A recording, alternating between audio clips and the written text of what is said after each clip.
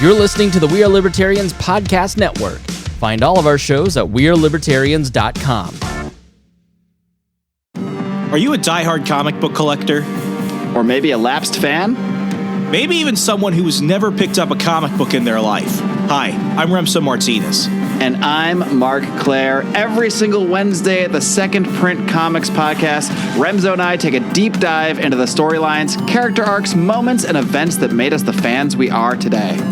Tune in every Wednesday for new episodes available on iTunes, Stitcher, Google Play, and wherever else podcasts are available. Check out more from the Second Print Comics podcast at secondprintcomics.com.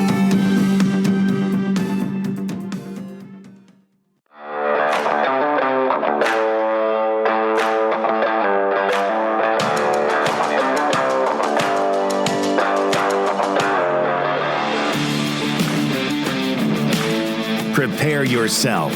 You're on the run with Remso W. Martinez. So you might be thinking, wow, he sounds a little bit different in this episode at the beginning. It's because I'm actually recording this in my car outside of a friend's cabin in North Carolina. Let me explain what happened. So I've been traveling for work recently. I was in Milwaukee, Wisconsin, and then as soon as I got back to Virginia, I jumped in my car and I drove 10 hours down to the North Carolina-South Carolina border, where you could literally spit across the river I'm currently in front of and you hit Tennessee.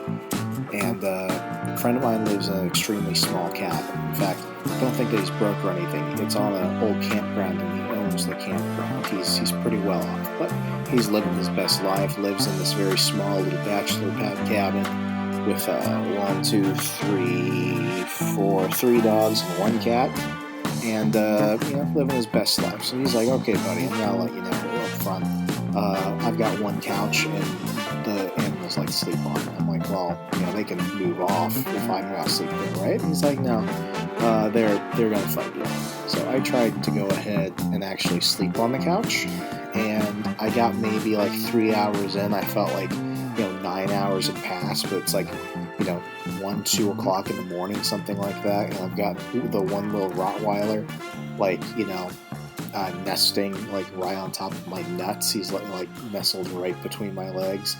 I've got the cat who's just on my chest, staring and breathing in my face. I've got the other dog who likes to come up and like lick my face every 5 minutes, and I don't know where the third one is. The third one's a little white one, probably like half wolf or something, a little psycho. Kind of freaks me out. So I got to the point where it's like, you know what, I got a sleeping bag, my car's really nice, the weather's not terrible, I'll go sleep in the car. And while I'm at it, might as well help my mind get adrift a little bit. I always find that I get all these thoughts out when I'm about to go to sleep. If I go ahead and record, I'll sleep easier. And I gotta get some content out, because these monologues are not gonna record themselves, people. So what better place than when I'm literally on the road? This is the world's laziest travel show, so I might as well record a little bit while I'm traveling about some travel. I know some of you who've been listening for a while. I thought this was about ghosts, politics, and people screaming about movies and stuff like that. Yeah, it's a lot of other things. The journey of life, people. Come with me on the journey of life. But anyway, I've been traveling for a couple of days, and I love doing these road trips, really. I've gone on 3 in the past year. One was my first solo road trip around Virginia. I did an episode about that way last year, talking about what I learned about, myself and my state and what it's like to travel by yourself. And then I went on a trip around Indiana with my girlfriend, stayed with some friends up there, and we got to see a lot of Indiana in a very short amount of time. And that entire trip was like less than, a few $100, really. We played smart. And this trip, I'm trying to keep it cheap as well. I think I've cracked the method, so to speak. So what I want to go ahead and talk about today is, this idea that you don't have to spend a lot to go and experience a lot. I want to talk about the difference between vacation and travel, and really how anyone can do this. No one has an excuse not to be able to do this. We all get a weekend at least. So at least during the week, you've got 48 hours where you can go and have some fun. Give yourself a little micro adventure. So I'm going to tell you how I've done it basically like, professional hobo style. And we'll get going from there. So that way you can go out and have some fun as soon as, the cicadas are out and the sun is scorching and everyone else is on the road, because suddenly it's beach season. So might as well get some travel in while everyone else is getting their stick of the fun, right? So you're going to hear some clicking throughout. I'm going to go ahead and jump through a couple pages. Here's my notes. Luckily, the Wi-Fi extends out here. So something I've been a big advocate on, I had a newsletter come out recently. I'll go ahead and link to that in the show notes. I'm talking about, how I've done my road trips, the sites, sources, podcasts, YouTube channels I've used to learn quite a bit about how to be a better traveler and stuff like that. Well, the one thing that has completely changed the game for me has been a site called Atlas Obscura. Atlas Obscura is a site about locations that are not necessarily in like tourist guides and stuff like that. But what these are is these are free, small, and often out of the way locations and destinations and spots. And what they all have in common is that they have amazing stories linked to them. So it's not going to be Disney World. It's not going to be big tourist traps like the beach or something. These are places like, for example, I just went ahead and pulled up all places in Indiana. So like I was in Indiana recently. One of the places is the Market Street Catacombs, the Blue Spring Caverns, Empire Quarry, the Indiana Medical History Museum, the Ruins in Indianapolis, the New Harmony Labyrinth, the City West Ghost Town, the Museum of Psychophonics, the Moon Tree. It was a tree seed that was apparently brought to the moon and back, and crazy stuff like that. My gosh, like Mooresville's Gravity Hill. So basically, as you can basically kind of see, these are places that are free. They're kind of off the beaten track. They're not necessarily tourist traps, and they're either really cool locations that have a cool scenery, or at least they come with a really crazy story. I'm going to go ahead and also link to my Atlas Obscura profile. That way you can see all the places I've traveled to across the world. I've been to places throughout the United States, Canada, Iceland, New Zealand, and I want to travel to a bunch more. But basically what this site did was it provided me all the things that you don't have to worry about when going to a place. One, I don't have to worry about competing with a bunch of other tourists to see these places. Most of the time, you're out in the middle of nowhere. I went out to this place in North Carolina that was in the middle of like nowhere. It was kind of like something out of a horror film. Went to go see this Presbyterian church for this guy named Peter Stewart Ney. Long story short, his real name I think was like Michael Ney or something. He fought with Napoleon for like 5 years. Then when Napoleon got booted out, he tried to overthrow the new government. And then when Napoleon came back, he overthrew the government who was trying to overthrow the other government.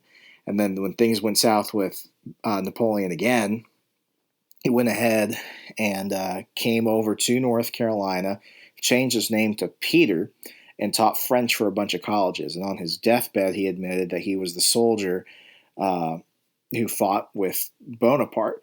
So his grave is in this Presbyterian cemetery. It's immaculate. Let me tell you, I've seen George Washington's graves. I've seen Billy Graham's graves. I've seen the graves of some big people, important people. And this man has the most pristinely preserved grave site I've ever seen in my life. And it's in the middle of nowhere. And the craziest thing is that somebody still goes over there and plants flowers in front of his grave. I'll link to that story and others, but that's just an example. And when I'm there, I'm like in the middle of nowhere. No one is around me. There's like a couple of trailers, some cows, and an abandoned gas station on the road, but it's stuff like that. It's like 30 miles off the highway. It's nothing more than a grave, but the story and the site, and to be able to see that and just be part of the mystery and ask, like, how did he end up here? This soldier who fought with Napoleon, changed his name. How does he get this amazing grave? And who the heck is planting him flowers? So stuff like that. So if you're kind of weird like me, but you also want to just be able to travel, go actually have that adventure aspect of it, Atlas Obscura is the best thing ever. And I mean, I'm going to my profile right now. I got my girlfriend to sign up for it. It's basically turned into a game for us. What we're currently doing is we're planning a trip to West Virginia. We're going to go stay with her family in West Virginia, and what we're going to do is over the course of 48 hours, because of time on both of our schedules, we're going to try and see as many locations as possible. So let me see. Let me go to Atlas Obscura, and to sign up is free. You'll see what I see right now. You get your little profile, and what it tells you is when you joined, the places you've been so far as of recording. I've been to 124, and what I haven't done is I haven't done the tags for places I want to go. I guess I'll do that here while I'm recording with you. Then they've got places added and places edited. So I haven't edited a current posting for a location, but what I did do was I added one and I sent it for approval. The cool thing about this is that this is an online community that's constantly adding to the website.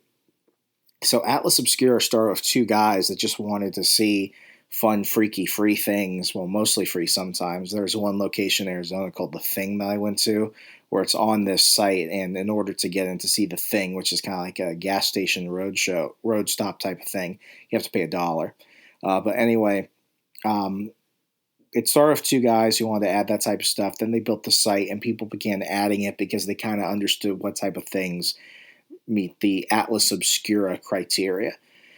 So what I did was I went on a couple other sites, and one thing I found while I was in Indiana was something called the Miami Indian. I'll actually go ahead and read this. This is in Montpelier, Indiana. It has not been approved yet. I met all the standards. It's actually really easy add. Anyone can really do it. But what I did was I went ahead and found this thing called the Miami Indian. I noticed that it was not on Atlas Obscura. And the article title is Miami Indian in Montpelier, Indiana. And the subheadline is, what started as an attraction for a Pontiac dealership ended up as a repurposed tribute to a local Native American chief. I got a public domain photo, and basically it's like the most stereotypical fiberglass Indian you could think of. It's like the Indian from those packs of cigarettes. I forgot what it's called. And I mean, I just did a little blog. I don't know if this is how it's going to be when it's finally approved, if it gets finally approved. But what I wrote was, in the quiet town of Montpelier, Indiana, stands a large statue of a Native American chief in the center of town. The 25-foot-tall fiberglass statue is made in the image of a stereotypical Plains Indian male. The statue first became public as an attraction for a local Pontiac dealership at some point in the 60s. Information is scarce as to when and where exactly. Later, it was moved to a museum located in Bismarck, North Dakota, before returning back to Indiana to spend some time displayed in the Eagle Creek Park on the grounds of another museum dedicated to Native American history. The statue would eventually trade hands again and find itself in the ownership of Chief Leary Godfroy of the Miami people in 1984, who gifted it to the city of Montpelier in 1985. And then there's a map actually showing you how to get there. And this was just one of those places where it's weird. It's got a crazy story. It's one of those things where it's like, what is this and how did this end up there? Me and my girlfriend drove 3 hours from Anderson, Indiana to get there. It's in a small ass town that's like something out of like the 1950s, and we were the only ones there, so we went and took photos standing in front of him. I only came up to like Chief Godfroy's leg, and it's stuff like that. So let's say, for example, I want to go ahead and I want to use Atlas Obscura to help me find locations. So let's go ahead and start looking for my West Virginia trip. And I'm going to go here, and I'm going to go ahead and click on it.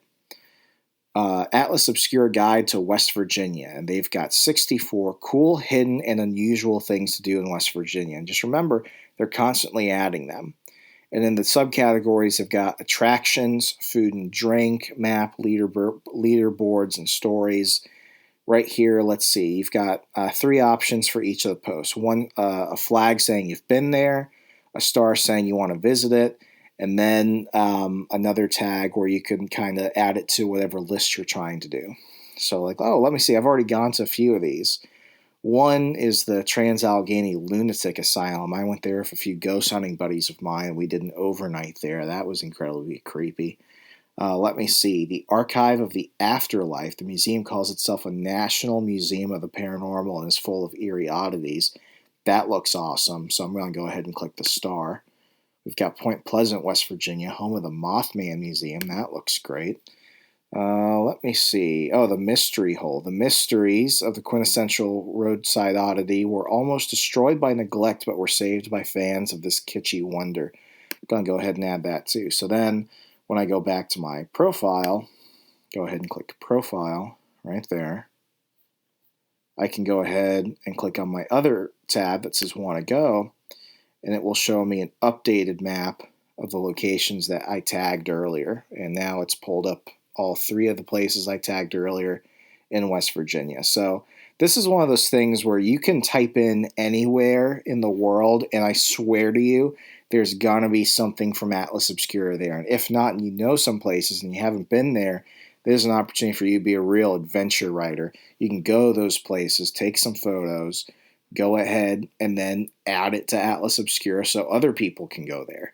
I'm doing it with a couple of places. My girlfriend's doing it for a couple of places that she's been to. I've gotten other people onto this. This is one of those living things where we can contribute because the world is a crazy, funky place. I mean, there's so much out there. So this is just what I do. This is the type of stuff that I'm curious about. But I know if you're listening to this show and you've been listening, this is obviously something I highly, highly, highly recommend you take advantage of. Atlas Obscura, I will leave the link in the show notes so you can see my map and the map of others. Let's see, next one. So there's that. Why did I just click out of that? I should keep that there. You see, folks, this happens live. I don't do a lot of editing because I want you to be in the moment with me. Okay, the one thing that you want to do to not only help you plan your road trip, but to also kind of highlight other things that are important. Of course, use Google Maps, use Waze. There's a great app called Roadtrippers. Roadtrippers is the #1 road trip planning app, and it's just better all the time. With Roadtrippers and with their Roadtrippers Plus, and they're not sponsoring this episode, but I do use them, so I'm a consumer. You can build especially and epically long trips, collaborate with friends, and experience Roadtrippers ad-free. And what this will do is it'll allow you to set up waypoints, much like you will on other apps. So that way, as you kind of set up your path of, where you're going to and from, what it'll also do is it'll pop up highlights that other people are adding, kind of like Waze, but specifically for other spots. So remember how I said Atlas Obscura is constantly growing, and sometimes we, the people, need to go ahead and fill it in. What this also does is it'll tell you other roadside attractions, major sites, major cities, great restaurants, hotels, things like that. Things that often aren't included in more what I call commuter apps such as Waze. So I've used Roadtrippers, and what this does is gives me a good idea of how I'm going to plan my trip, so that way I can get things like, lodging, gas stations out of the way. It also highlights other sites that, maybe Atlas Obscura doesn't have, so I can go ahead and check it out, maybe more mainstream stuff. One thing I like to do is I like to go distillery hopping. So like in each state, what I like to do is I like to go there and pick up a few bottles of bourbon and whiskey, so that way I can bring it back and give some to friends. So if you want to also have some mainstream stuff, because everyone likes to do some mainstream stuff, you can go ahead and plan it here as well. I'll go ahead and leave Roadtrippers in the show notes as well. Just to let you know, I use the free version. You can do the plus version. I'm probably going to do the plus version because I use it so often now. But the free version is just fine, and it's never given me much of a headache. So, with that, it's just one of those things that's incredibly easy to use, primarily for the purposes of a travel-oriented trip. So before we go any further, I want to go ahead, because the rest of the stuff's going to be money-oriented things, I want to go ahead and talk about the difference between travel and vacationing. Okay, and this is one of the reasons why I travel alone, and why I don't call traveling vacation when I go on these trips. When you go on a vacation, typically what you want to do is you want to go to a hotel or a resort. You're going somewhere that's typically pretty trendy, that has lots of tourists, a place that you wouldn't go to otherwise. And the goal is to relax. The goal is to not really do much. You can go out and do some traveling, but the goal is relaxation. The goal is rest. And with that, you're usually spending a lot of money. You're spending a lot of money on hotels. You're spending a lot of money on lodging, on gifts and stuff like that. It's more of a leisure vacation. You want to be rested. You want to be comfortable.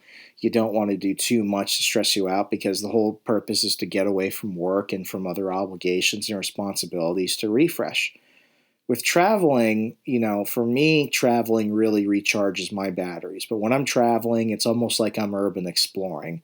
What I want to do is I want to physically travel to as many places as possible and do a lot of things. Let me go ahead and pull up my newsletter. It is at remso.substack.com. If you're not subscribed to this, I usually only bug you once a week, and it's usually with important stuff. I'm using commentary. I'm following episodes of the show that are really catching on with people, other tips and tricks and things that are actually useful to you. So, go ahead and sign up if you haven't already. But let me just go ahead and show you what I did within the 5 days of being in North Carolina. Need to go to the other tab. And you see, folks, I didn't start doing this just because, I've always been doing this. Ironically, I chose the worst time to do this. I should have done it in the before times. The before times when the world was perfect, peachy keen, full of Teletubbies, no violence, nothing, no plague, the before times. But, I did Virginia amidst the pandemic and the riots and all that stuff. I did Indiana when they said we were coming into the dark winter, and I did this when they're talking about doing COVID passports, all that bullshit. But let me tell you, my trip in North Carolina was full of stuff from Atlas Obscura, and it was also things that I wanted to try myself. Oh, let me get a yawn in. More mainstream stuff that I wanted to see because I wanted to see it, and, other things that I'm more interested in. So one of the places I went to was Southern Distilling Company. It's the only, I think it's like the only, I don't think it's the only distillery in North Carolina, but it's the biggest and the most popular distillery in North Carolina. I got some bottles for some folks. I got one for my buddy I'm staying with. I got one for myself because why not? I got one for my parents, and I got one for a friend I'm going to give it to. And I picked one up for my lady's brother, who's also a whiskey drinker. So I went to Southern Distilling Company. What's great is you can go there and you can take a tour of the distillery, see how the actual process is done, and they also do free tastings. I wish I could spent more time there, but I got there with a mission. I wanted to pick up as many bottles for people as possible, and I did. So Southern Distilling Company. If you're in Statesville, North Carolina, definitely give them a visit. The other place was Medoc Mountain State Park. It's a beautiful state park. I did a little bit of hiking in the morning there. Beautiful running streams, multiple campsites, over I think a dozen hiking trails. That was fun. Over here where I'm currently staying, we're only like 20 minutes from Cowpens National Battlefield. Cowpens National Battlefield, for you military history buffs, is the only battle in recorded history that had a double envelopment. So that's basically when the cavalry is going around and enveloping the enemy. It happened twice in the same battle. It was one of the bloodiest battles of the Revolutionary War. Very hallowed ground. It really gave me an insight as to how just vicious that type of fighting was. Then I went to the Billy Graham Library. I thought I had to pay to get it. And so far, I just want to let you know, other than the tour at Southern Distilling Company, the tastings were free there. Medoc State Park is a state park. It was free. Cowpens National Battlefield is free. The Billy Graham Library was an amazing experience. It was, dare I say, a spiritual experience, and that was free. Then there's the Cryptozoology Paranormal Museum. There was abandoned Henry River Mill Village, which is where they filmed the Hunger Games. I pulled over side the road and I took photos of all that stuff. The Basilica of St. Lawrence in Asheville. I went to the town of Mount Airy, where Andy Griffith was born. And what they have is they have a Andy Griffith statue there, and they brought on some of the sets from the show, and they built like a pseudo town of Mayberry there. I already mentioned the grave of Peter Stewart Ney, and then there was the homeless Jesus statue. That's outside of I think it's St. Albans Episcopal Church. It's a statue of Jesus laying covered on a bench that's outside of the church, and there you see you see the holes in his feet, the stigmata. You see a little bit of his face, and it was supposed to test people's faith. It's supposed to remind people that when God came to earth, he was filthy, he traveled, he lived the life of a working person, and we as Christians should take care of all those people as he took care of us with his with what he had during his 33 years on earth. And these are all free sites. It's just one of those things where I went on Atlas Obscura, I went on and did some additional research, I went on Roadtrippers, I found some of these things as a result of that. It gave me a good idea of how much I was going to spend on gas, and gas right now is getting more expensive. But all this to say is, in your state, wherever you are, there's going to be amazing things. And, what's crazy is talking to my buddy here, I told him all the things I saw, and he's like, dude, I've lived in North Carolina my entire life. I haven't heard of half those places before. So, and I mean, I was the same way about Virginia. I lived here since 2008, took a pandemic and riots and other crazy shit to make me finally go and see all these amazing things in the Commonwealth. So all this to say, there's adventure in your backyard. You don't need to go to crazy faraway places to have that adventure. Now, a few of the money saved. Oh yeah, and with this, like a lot of this was me having to do stuff like, I wanted to come to North Carolina, want to save money.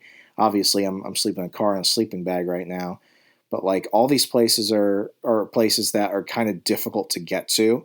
They're smaller locations. Some of these places require a little bit of hiking here and there.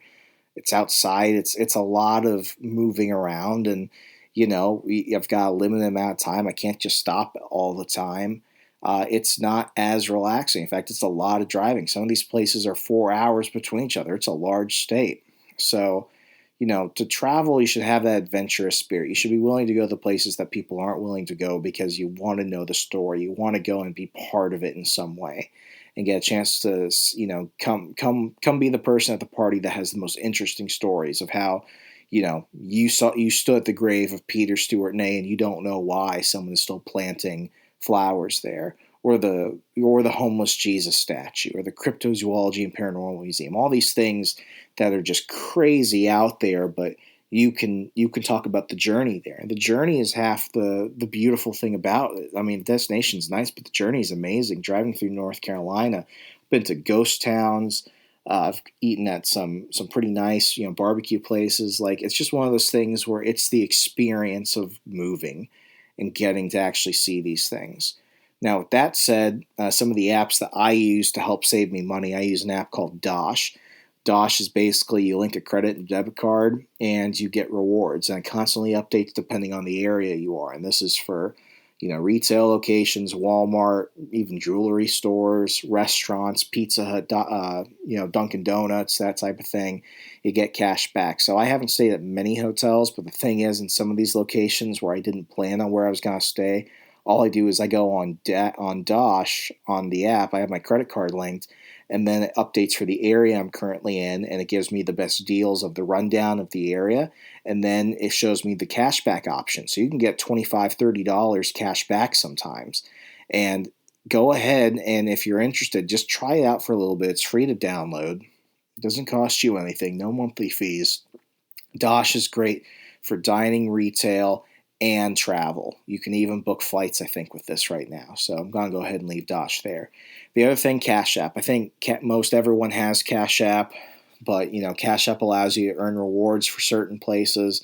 It gives you boosts, which you can change for each purchase. They expire and add new stuff every week. Right now, I'm getting 5% off at Chick-fil-A and Burger King. Other times it's like $5 off your total purchase, or it's $5 off at Walmart and stuff like that, or any grocery store. These apps, they either give you cash back or they're giving you an immediate discount. This also, helps me make sure that I know I'm going to the places where I'm going to get an immediate deal, so that way I don't veer off. One crazy thing that I learned now, there are many ways to find a place to stay. I'm staying with a friend, even though I'm in my car. You can camp out at campsites, at free campsites at like state and national parks, and even at paid campgrounds.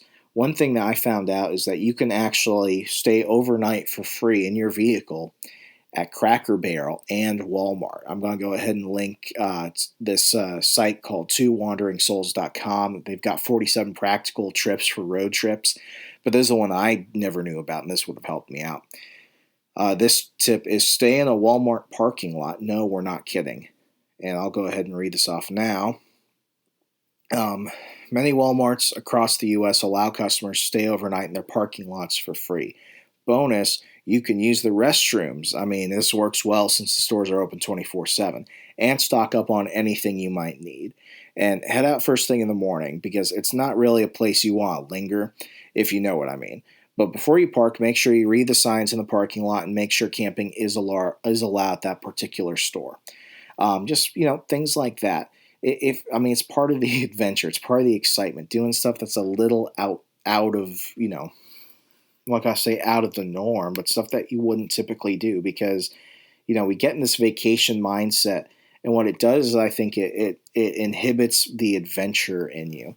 So this is just a lot of the basic stuff, guys. We covered, where I'm finding these locations, how I'm planning these locations, what I'm looking for when I'm really trying to set up on these little micro adventures, whether it's for a weekend or for a week or so, and then how to save money on that type of stuff. This is very basic. If you like this, go ahead and let me know. We could talk more about it. I can bring on more people who are like professional travelers, vloggers, that type of thing. But really, whether you're in Texas or North Dakota or Wyoming or Virginia, wherever, there's adventure everywhere, and you owe it to yourself to feed that explorer within you. Don't just vacation just to linger and wait and spend money. Go channel your inner 21st century Indiana Jones and get those stories that no one else is going to have. As always, if you like the show, leave us a 5-star rating and review on iTunes. I'm Remso W. Martinez. You're listening to On the Run. Be safe, be good, good night, and I'll talk to you later.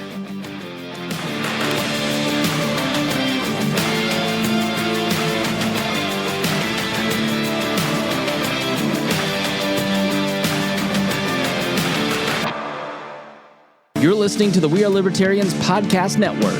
Find all of our shows at wearelibertarians.com, like The Chris Spangle Show, Liberty Explained, The Brian Nichols Show, The Boss Hog of Liberty, Freedom Strips with Keaton Tucker, On the Run with Remso Martinez, Gingerarchy with Tricia Stewart-Mann, Upward, Libertarian Activism, and Now Hear This. Tune in now and we're going to help you sound smarter when talking with your friends.